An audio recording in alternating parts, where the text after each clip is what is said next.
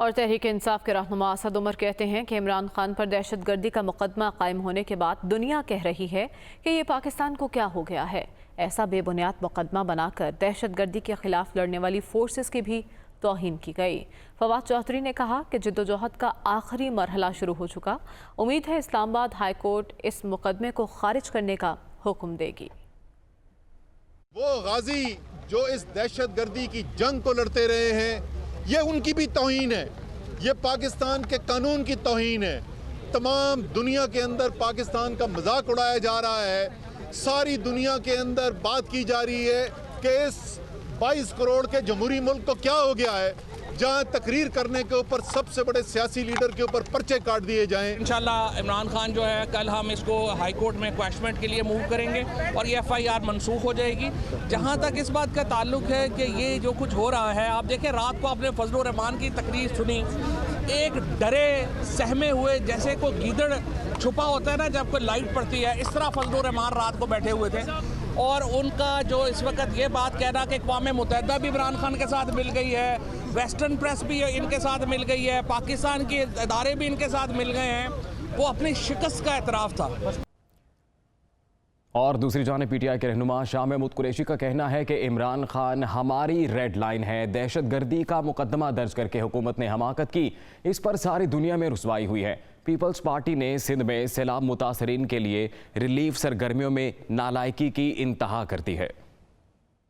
तहरीक इंसाफ के कारकुनान के लिए ये एक रेड लाइन है और हुकूमत ने फस्तायत की एक नई मिसाल कायम की है जिसकी हम मजम्मत करते हैं। ये कहना कि मैं इन अफसरान को कानून के दायरे में लाना चाहता हूँ, ये बगावत कैसे हो सकती है और ये दहशतगर्दी के ज़िम्मे में कैसे आता है, ये सब लोग इस चीज़ को समझते हैं। और आपने देखा कि इंटरनेशनल प्रेस में कहते हैं ना, नादान दोस्त दाना दुश्मन से ज़्यादा ख़तरनाक होता है। ये मिसल साबित हो गई कि जितनी इंटरनेशनल प्रेस और कवरेज इमरान खान साहब को मिली, न्यूयॉर्क टाइम्स से ले लें, वाशिंगटन पोस्ट को ले लें, आप इंटरनेशनल चैनल्स को ले लें, मेन सुर्खी थी ये हुकूमत की इस हमाकत पर। 14 साल से पीपल्स पार्टी की हुकूमत सिंध में बैठी है और relief effort complete failure, complete नाकाम, हुकूमत का नाकाम जो है वो रिलीफ ऑपरेशन है। इलेक्शन ट्रिब्यूनल पेशावर ने NA बाइस मर्दान के लिए इमरान खान के कागजात नामजदगी दुरुस्त करार दे दिए। अदालत ने दरख्वास्त खारिज कर दी। दरख्वास्त गुजार के वकील ने अदालत में मौक़िफ़ इख्तियार किया कि इमरान खान पहले से ही रुकने कौमी असम्बली हैं। इलेक्शन कमीशन के वकील का कहना था कि कानून में एक से ज़्यादा हल्कों से इलेक्शन लड़ने पर कोई पाबंदी नहीं। जस्टिस एजाज अनवर ने इस्तफसार किया कि तोशा खाना अशिया 2018 में मिली तो अभी तक जाहिर क्यों नहीं की, जिस पर इमरान खान के वकील ने बताया कि ज़ाती इस्तेमाल की अशिया इलेक्शन कमीशन के सामने जाहिर नहीं की जाती। और अब आपको बताएं कि वज़ीर आज़म कतर का 2 रोज़ा सरकारी दौरा मुकम्मल करने के बाद दोहा से इस्लामाबाद रवाना हो गए। वज़ीर आज़म शहबाज शरीफ को दोहा के हवाई अड्डे पर कतर के वज़ीर ट्रांसपोर्ट ने रुखसत किया। वज़ीर आज़म के दौरे के दौरान कतर इन्वेस्टमेंट अथॉरिटी पाकिस्तान में मुख्तलिफ तजारती और सरमायाकारी के शोबों में 3 बिलियन अमरीकी डॉलर की सरमायाकारी पर बात की गई। दौरे के दौरान वज़ीर आज़म ने कतर के अमीर शेख तमीम बिन हमद अल सानी और कतर के वज़ीर आज़म शेख खालिद बिन खलीफा अब्दुल अजीज़ अल सानी से अलग अलग मुलाकातें की, जिनमें दो तरफ़ा और बाहमी दिलचस्पी के उमूर पर बातचीत की गई और बाहमी तिजारत को बढ़ाने के लिए इदारा जाती रवाबित को मजबूत बनाने पर इत्तफाक किया गया। आपको बताएं कि सवात और कोहिस्तान के बरसाती नालों में तुग़यानी के बायस कालाम नेशनल हाईवे मुख्तलिफ मकामात पर बंद है। मानक्याल खोड़ पर वाक़े 4 देहात का राबता मरकज़ी सड़क से मुनक़ता हो चुका है, मकामी ज़राए ये बताते हैं, जबकि लिंक रोड भी जगह जगह से सैलाब के बायस तबाह हो चुका है। मकामी ज़राए की जानिब से ये तफसीलात जारी की जा रही हैं। सवात और कोहिस्तान के बरसाती नालों में तुग़यानी मनाज़िर दुनिया न्यूज़ की TV स्क्रीन पर देखे जा सकते हैं। बरसाती नालों में तुग़यानी के बायस कालाम नेशनल हाईवे मुख्तलिफ मकामात पर बंद है। मानक्याल खोड़ पर वाक़े 4 देहात का राबता मरकजी सड़क से मुनक़ता हो चुका है। इसी से मुतल्लिक मज़ीद तफसीलात जानेंगे। हमारे साथ मौजूद हैं नुमाइंदा दुनिया न्यूज़ समीन जान। समीन, बताइएगा इस वक्त क्या सूरत हाल है? ज़मीन से रब्ता बहाल करेंगे। सवात और कोहिस्तान के बरसाती नालों में तुग़यानी के बायस कलाम नेशनल हाईवे मुख्तलिफ मकामात पर बंद हो चुकी है। शहरियों को परेशानी का सामना है। मानक्याल खोड़ पर वाक़े 4 देहात का राबता मरकजी सड़क से मुनक़ता हो चुका है। मकामी ज़राए के मुताबिक लिंक रोड भी जगह जगह से सैलाब के बायस तबाह हो चुका है।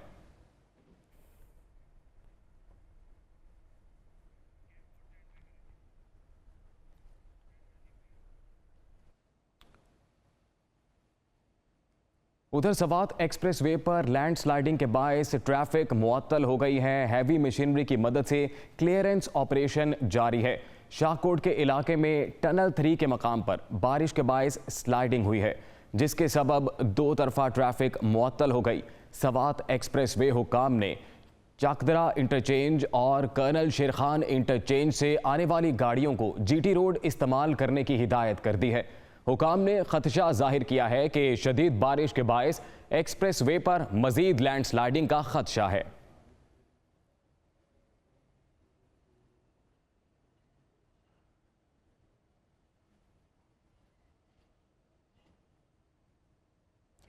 वज़ीर आला सिंध की ज़ेर सदारत रेन एमरजेंसी रिलीफ और रेस्क्यू से मुतल्लिक़ इजलास हुआ।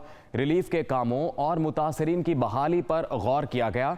वज़ीर आला की ज़ेर सदारत इजलास में नुकसानात का सर्वे, रिलीफ के कामों और मुतासरीन की बहाली पर गौर किया गया। वज़ीर आला सिंध मुराद अली शाह ने कहा कि सूबे में कच्चे मकानात और फसलें तबाह हैं। उनका कहना था मुतासरीन के लिए खैमों की अशद ज़रूरत है। PDMA ने 1,86,000 खैमों का ऑर्डर दिया है। वज़ीर आला सिंध ने कहा कि कोर 5 खैमों की खरीदारी में मदद करे, फंड्स हम देंगे।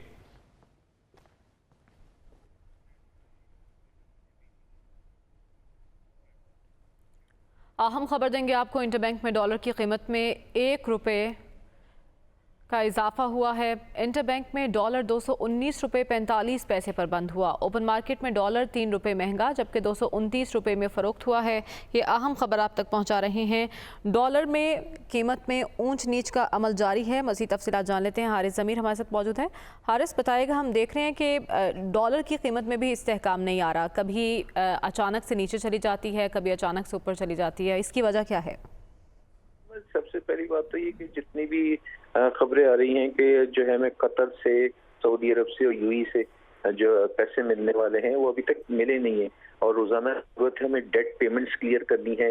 दूसरे इंपोर्ट बिल है, जो इंपोर्ट और एक्सपोर्ट का भी जो गैप है वो 1.5 से 2 अरब डॉलर है। तो ये है, इसके लिए बोरिंग जो है करनी पड़ती है और बैंक्स के पास जो है वो डॉलर की किल्लत है। इसकी वजह से रोजाना की बुनियाद पे जो है डॉलर में इजाफा हो रहा है। अब मंडे को IMF की मीटिंग है, वो अप्रूवल आ जाती है तो उसके बाद भी 6 दिन के बाद पैसे मिलेंगे। तो मुसलसल दबाव है डेट पेमेंट्स और इंपोर्ट पेमेंट का, जिसकी वजह से डॉलर में इजाफा देख रहे हैं। बहुत शुक्रिया हारिस, आपने अपडेट किया। कराची से अहम खबर देंगे आपको, जहां बिजली के ज़ायद बिलों और लोड शेडिंग पर शहरियों का पारा हाई हो चुका है। लांढी में के इलेक्ट्रिक के दफ्तर पर शहरियों ने धावा बोल दिया। लांढी में बिजली की अदम फराहमी पर इलाका मकीनों का एहतजाज जारी है। मनासिर भी आप देख सकते हैं दुनिया न्यूज़ की स्क्रीन पर। मुश्तल अफराद की जानिब से तोड़ फोड़ की गई कि इलेक्ट्रिक के दफ्तर पर पथराव भी किया गया। मलीर और कोरंगी सनती एरिया में भी दफातर के बाहर एहतजाज किया जा रहा है। कराची की सूरत हाल से आपको आगाह कर रहे हैं। बिजली के ज़ायद बिलों और लोड शेडिंग पर आवाम सरापा एहतजाज नजर आ रहे हैं। लांढी में के इलेक्ट्रिक के दफ्तर पर शहरियों ने धावा बोल दिया, जबकि लांढी में बिजली की अदम फराहमी पर इलाका मकीन एहतजाज कर रहे हैं। मुश्तल अफराद की जानिब से तोड़ फोड़ भी की गई है कि इलेक्ट्रिक के दफ्तर पर पथराव भी किया गया। मनाजिर आप देख सकते हैं दुनिया न्यूज़ की स्क्रीन पर। कराची के मनाजिर हैं, लांढी का इलाका जहां के इलेक्ट्रिक के दफ्तर में तोड़ फोड़ की गई। इसके अलावा मलीर और कोरंगी सनती एरिया में भी दफातर के बाहर एहतजाज किया जा रहा है। मुनिस अहमद हमारे साथ मौजूद हैं, उनसे तफसीलात जान लेते हैं। मुनिस, बताएगा इस वक्त क्या सूरत हाल है?